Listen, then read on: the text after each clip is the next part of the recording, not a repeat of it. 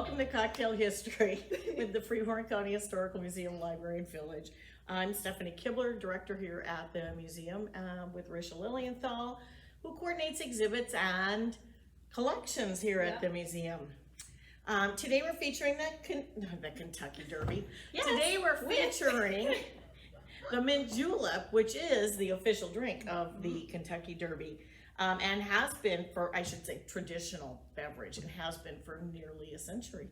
Wow, that's pretty cool. How old is the Kentucky Derby? You know, that's a great question. I used to know the answer to that because I have a master plan for a fantastic Kentucky Derby event, which one day will happen. When there's no COVID. Yeah. And yes, it incorporates a lot of fun, kind of silly things. So anyway, I don't know the answer to that any longer. I know there's a lot of tradition. Right. The Churchill Downs has tons of things to do during the Kentucky Derby weekend, and I think the week prior too.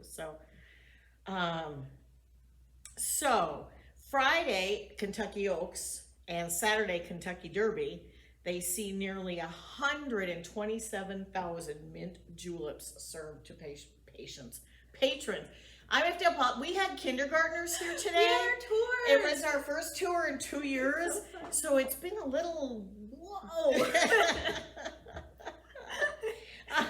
But to make that many requires more than 10,000 bottles of the old Forrester mint julep ready-to-serve cocktail, 1,000 pounds of freshly harvested mint, and 60,000 pounds of ice. That's a big event. That's a lot. That's a lot. So do you know the term julep? Do you know what that's defined as? Does it have something to do with sugar? Sweet drink. Okay. Yeah, I didn't know that. And particularly one used as a vehicle for medicine. Oh, for stomachs, right? Yes. Yeah. The word itself is derived from the Spanish julepe, Julepe, Julepe, Julepe. No hablo español. Julepe. I don't know. That's as close as we're gonna get. Also, the Asian word, and this I don't know for sure, golab, meaning rose water, which again was primarily used medicinally, lightly alcoholic, and often contained camphor. I think, isn't that like very aromatic, almost menthol-y? Yeah. Yeah, so I'm not sure. So we're not using camphor today. It dates back, first mentions go back to 1770. Nice. Yeah, but that was for the medicinal use. Right. There's a lot of distractions here today too. In case you don't know, we also have major road construction. And so, like, there goes a dump truck, there goes cement truck. It's like nonstop, every noise in the world. Our sidewalks are being dug up today. Yeah, so it's just a lot happening today. I did like this. In 1793, Reverend Harry Toulmin described mint julep as a tumbler of rum and water, well sweetened with a slip of mint in it. A slip of mint. A slip of mint. Oh, because you could slip it in there. Yeah, I guess. Anyway, just kind of a fun, I've got all my notes here. I could go on and on. The first time an iced julep appeared was 1807. And it used to kind of be gin, bourbon, rum. Okay. Mint julep could be, just whichever one you wanted to use. Yeah. Americans tend to be bourbon based. Bourbon whiskey based. In 1862 edition of Bartender's Guide, How to Mix Drinks, Jerry Thomas included 5 recipes for the mint julep, as well as an illustration on how it was to be served.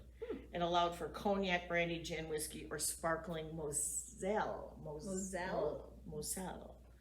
And Thomas states of the mint julep, a peculiarly American beverage. I thought that's kind of funny. Why is it peculiar? Well, I did read something about Victoria, Queen Victoria's son, and how he had to try it because Richmond, Virginia, boasted that, what did they say? The possession of the best compounder of cooling drinks in the world, which included the Mint Julep. Yeah. Yeah, so that at Virginia taverns such as J. Pryor's Haymarket Inn in Richmond began including ice houses, possibly for iced cocktails, in their infrastructure in the 1780s. And the first mention of the iced julep was during that time. And Virginia, I think, was one that took this cocktail kind of as their own for a while. Yep, that's their, in 1820, they adopted the julep as part of their local identity. It's interesting. Then I wonder how it became so entwined into the Kentucky Derby. Because I didn't find anything that said why that was. Specifically for that. Yeah. I don't know. So anyway, let's mix one. Yeah. So we did our own simple syrup again, which is 1 part sugar, 1 part water, and you get it to a light little boil and then let it cool, and you've got your simple syrup. So we'll post that little recipe. But to make the julep, you fill the cups with crushed ice, and we sort of tried to crush, but we don't really have an ice crusher, so we kind of got some crushing happening here. You said fill it? Fill it, yeah, and I think we should come close. You might want to alternate, because I think the bigger stuff. Oh! Spill. Run away. Oh, well, could have just brushed it on the floor. Yeah, I kind of got more shaved ice. Like a snow cone. Mm-hmm. Ooh. Like a julep cone. Okay, so then we add a tablespoon of the simple syrup, which is there. Whoa. This is interesting. I've never made a mint julep before. I've never had one. I was trying to think. I said earlier today. So is that, how many did I say? 1. 1 tablespoon. Yeah. Okay. Yeah, I don't think I've ever had one, or maybe I've had it once and. Was it made well? Well, I think it was. I don't know that it's going to be my drink. Okay. And then it is 2 ounces of the bourbon, and I had Maker's Mark at home, so that's what I brought in. The Derby uses Old Forrester Kentucky whiskey. Okay. And I realized I had to go look again what the difference whiskey and bourbon. Mm-hmm. Bourbon has to be aged, I believe, in a new oak. I was gonna say casket. Barrel. Yikes. And whiskey doesn't have to be right. Whiskey does not have to do that. Okay, so you get 2 in there. Oh, I did only 1. Okay, 2. So 2 in each. Okay. That's quite the drink, isn't it? We maybe should have shared one of these. Well, that's like NASCAR. All they do is like drink beer when they watch the. Not a NASCAR fan. And then we put a couple sprigs of mint in there. Oh, the mint smells really good too. I'm gonna crease mine a little bit so it releases some of that. Well, I read somewhere the guy that made it popular, his recipe said to add bruised mint. So yes, that's what I just did, was bruise my mint. Violent. Shove that in there. Bruised mint. Yeah. But Well, that does smell good. You can instantly smell it, you know, when you give a little pinch to the mint. All right, let's not promote GNC. All right. Whew. Cheers.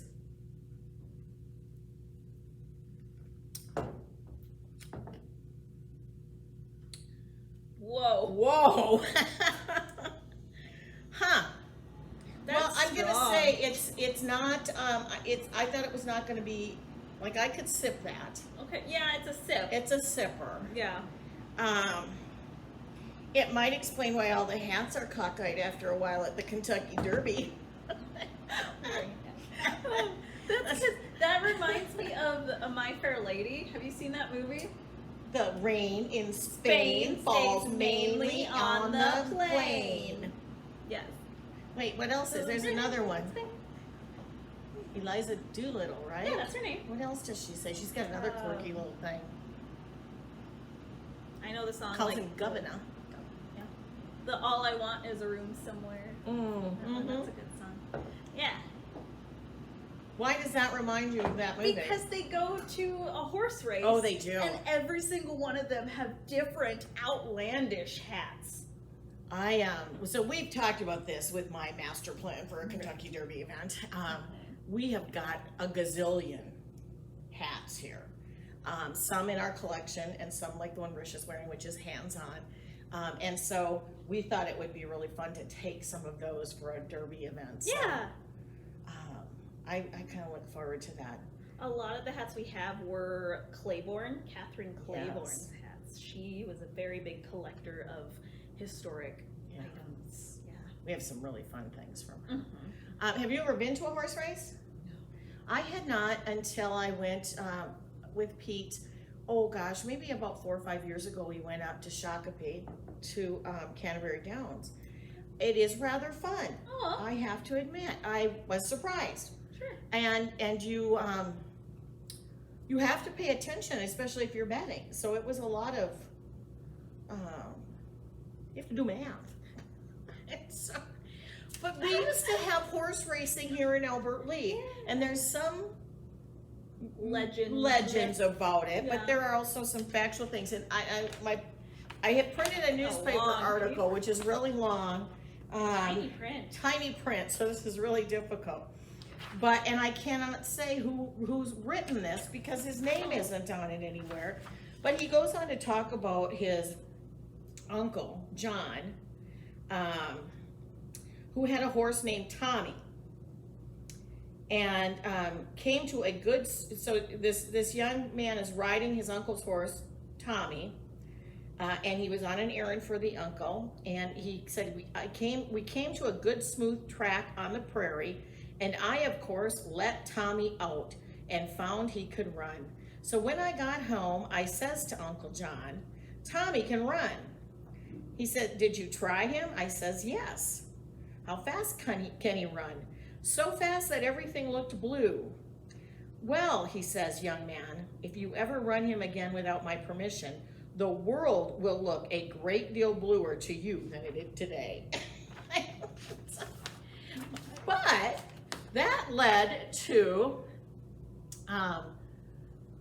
Uncle John, who was not a racehorse man, and he never said anything about Tommy being fast, because the horse kind of walked around in a sleepy way, and rarely did he even have his head lifted up. He was just sort of, like Eeyore? Kind of like Eeyore is what I pictured. Yeah.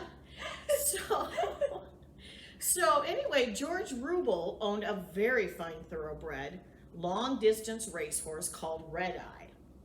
And in the spring of 1858, he began training Red Eye for races in St. Paul and Faribault. George never tired of talking of the good qualities of Red Eye, and he was a good horse. And when Uncle John said to him, George, I don't believe Red Eye is much of a racehorse. I think Tommy could beat him for a short distance. Fighting words. So Rubel thought that such talk was preposterous, and finally they made a bet of $25 aside to run from where Mr. M. Luce now lives, which I don't know where that was, to the corner of Broadway and Clark Streets. Oh, wow. What year around was this? I can't tell you because it doesn't say that on anything. It was before 1930s. Yes, yes. Because $25 in 1930 was $300. I want to say it was probably closer to the 1800s, don't you think? Like late 1800s. Yeah. So these two gentlemen come to the agreement of $25. Nothing was said about riders, and when the time came for the race, Rubel was there with his horse and jockey ready for the race. Finally, along came John leading Tom with nothing on him but a halter. Everybody was wondering if John was going to ride his horse. John said he did not know who he could get to ride. Rubel said hurry up and get a rider so they could run this race off. John said he guessed he would turn him loose and he would run home well enough anyway.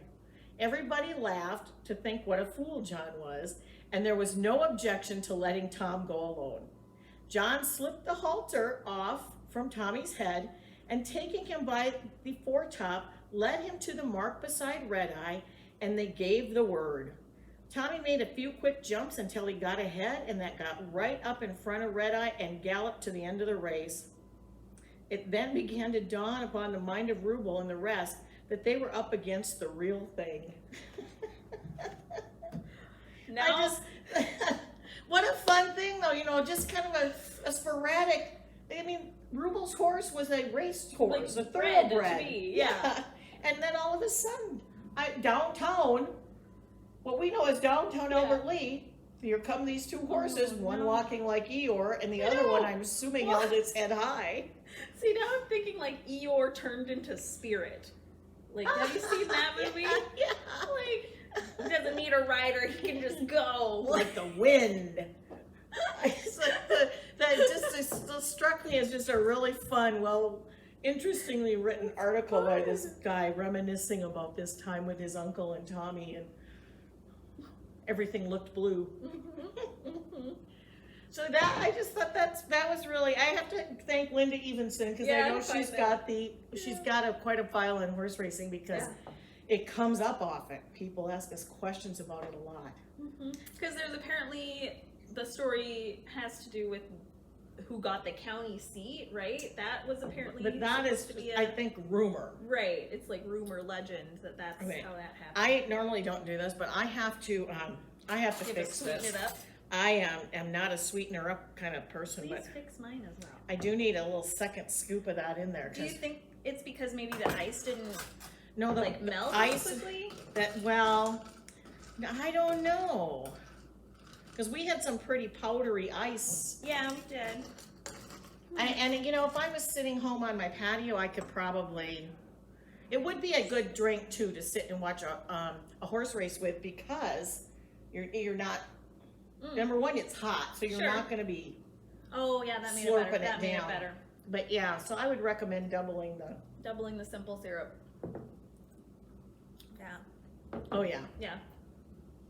and I'm not a sweet beverage person, but yeah. So 2 tablespoons Yes. simple syrup and 2 Ounces. ounces of bourbon Yes. or whiskey. Yes. Okay. What you got on horse racing? I didn't have it on horse racing. I looked kind of more into the Mint Julep because I thought it was an interesting story about the people who like made it popular and who was attributed to the person who created it. Okay. So it's recently was credited. The creation was recently credited to a man named Jasper Crouch of Richmond, who had been described as a handsome person of color. I did read that. He oh gosh, wait. I think I took it out of here. Oh. He also identified himself as nuts. I had it at one point. A free black man. That was the person who made Mint Juleps popular. Oh, okay. That was I'm in the John wrong. Dabney. I am. I love that the history on these drinks comes out on traditionally what we all assume are drinks that the white bartenders have created. Yeah. Because we've talked a little bit, I think, in another episode too about James Jack Beam. Daniel? Jack Daniels. Wow. James Dean, was that what that was? James Beam, Oh. like as in Jim Beam. Jack Daniels. And Nearest Green, who actually taught, he was I believe, also a free black man who taught Jack Daniels how to make whiskey that we call Jack Daniels. Yes. Yeah. But John Dabney was the one who like kind of made it popular in Richmond. And he worked at as a bartender at a hotel. There was another man too. His last name is Deal. I don't remember his first name, but he was also a black bartender at a very upstanding white hotel. Okay. And then people around weren't very happy that he was working at this hotel, even though he only served persons of color. Sure. But the white people still were not okay with it and said that they were going to send out 1 million, I think they called it dockets or dodges, but it means flyers, saying that this upstanding like 5-star hotel is employing persons of color. Mm. And so they said they were going to send that out or dismiss, or unless they dismiss deal. And so they dismissed deal, which is unfortunate that that's how things happen. I feel like these are the hidden histories, right. you know, right? Yeah. But it's... But that man, Deal, was also very well known for his mint juleps. John Dabney, he made it so that the drink was so tasty and visually impressive, is what they said. Like, isn't it usually, like, served in a tin, too? So, is a julep served in? No, that's a mule. That's a mule. Is In a a julep tin? in a tin? Mule is always usually in a, is it copper, brass, Oh, glass? yes, copper, I think you're right. I can't answer that because I didn't see that. I saw a couple photos where it was in a really cool little tin cup. Yeah. Kind of shaped like this, Yeah, actually. but like John Dabney was born into slavery, was a black man working in a southern bar with a highly influential white clientele in the 1850s. So this was before the Civil War. Wow. And he was buying his freedom. And even after slavery was abolished, he ended up buying his freedom and built a business in Richmond with his wife, and they served cocktails and stuff. And I believe it was a hotel. It was either a hotel or a bar. And the Kentucky journalist that was visiting Richmond at one point said, "The julep a la Dabney is worldwide art bestowed upon personages whom he holds in high esteem." Oh, fun. So, okay, wait, go. I gotta look at your note a minute. Yeah. So, julep a la Dabney. Dabney was His last name. Okay. Yep. Huh. I love that. I isn't love. that- I love the way we used to describe things. Mm-hmm. Now we would just say it's a really pretty drink. Yeah, Dabney made a really pretty drink. Yeah. So it was funny because I was looking through, some of them, they talked about rimming it with pineapple. Some had, there was another where for a while you could put in, emaciated, it said, strawberries. Oh my gosh, does that mean like just little strawberries? Like, I don't know. I thought that was kind of weird. I did think that in 1830s New York, there was a version known as the hailstone julep, which included hailstones or pounded small lumps of ice. oh, So I'm wondering if that's where the crushed ice came into play. could be. Huh. It's an interesting, it's kind of an interesting history. Well, and they also said that because he didn't read or write, all his recipes were all like given down orally, you know? Sure. Yeah. Huh. Yeah. Well, definitely much better with the second Definitely. little boost of simple syrup. One day, we hope that we can invite you all to come and have a mint julep during a Kentucky Derby event. Yeah. I just can't. I'm not going to let that go because I do have a really great, could be a really fun day. Mm-hmm. And we're going to talk about horse racing in our podcast that'll be released on Wednesday. And I can't remember. Do we want to release what our topics are? Oh. Our pops are? We could maybe do the first two. I can't remember. What is the first one? So the first one is horse racing. Okay. And then you challenged me. I did challenge her. To figure out how to connect nursing to horse racing, because next week is National Nurses Week. And you did. I did. I'm not telling you how, but I did. And it took me a long time to go from that to my next pop. Yeah. Yeah, so that'll be on our Popcorn History podcast next week. Yeah. So tune in more. Anyway, cheers. Cheers. Happy Kentucky Derby.